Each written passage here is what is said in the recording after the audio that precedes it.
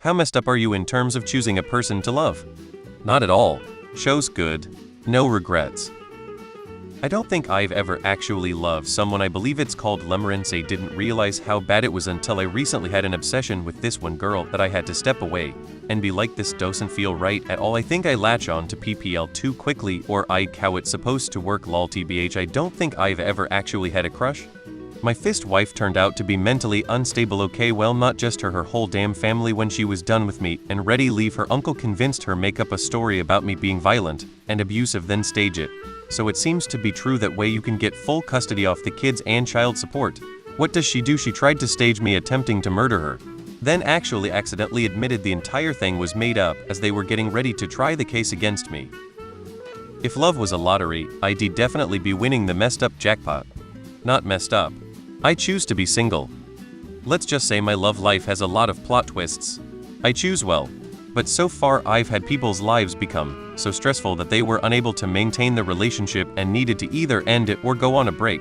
I'm best friends with my ex who split from me, as he was facing the threat of homelessness and was unable to focus on us anymore.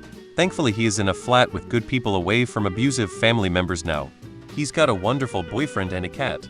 I always do lots of questions before the first date to make them go through my filters of whether I'd accept being with them or not. For example, being a conservative, judgmental, close-minded, disrespectful, willfully ignorant, or enjoying hobbies that are high risk or harm themselves or others I don't like.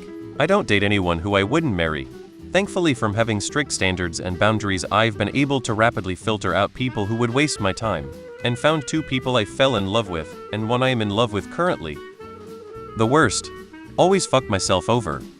So messed up. Just can't seem to get it right. I need a lot of self-improvement and clear mind to be able to choose what's best for me, cause the pattern became going for whoever's available and show me a little affection back. I'm lonely. I've never made a good choice. Emotionally unavailable men who I let use me for what I can provide must be my type. I'm just too eager to please, too weak, too much but not good enough at the same time. Pretty messed up, I think. It seems a majority of people accept life isn't a fairy tale and settle down with the best possible option at some point, and I'm just not capable of that. I want a marriage and family, but I'm also capable of being very content on my own too. If I was with someone with whom I didn't have it, I'd kinda be mentally emotionally checked out, and that wouldn't be fair or make for a good relationship. I'm not a make it work person when it comes to relationships. Compromise and working to get through issues is fine and expected, but someone is either right for me or they are not, and I can't force myself to feel differently. Always ended up with broke, stupid men. Enough to not try to seek relationship no more. Pretty bad. I've been easy pickings for abusive users with narcissistic tendencies because of my naivete and desire to not be alone after what my SDBXW has put me through. I'm trying to learn to advocate for myself, and perpetual bachelorhood doesn't seem so bad anymore. Very much so. I can't ever see myself opening myself up to another person. Well, they both left me, so clearly I need to figure out how to choose better. There's this guy that is clearly not that interested. He keeps suggesting plans and never follows through and texts me less and less. When we have hung out, he high-fives me goodbye. He barely works part-time, but he's chronically online like me, and I love talking to him.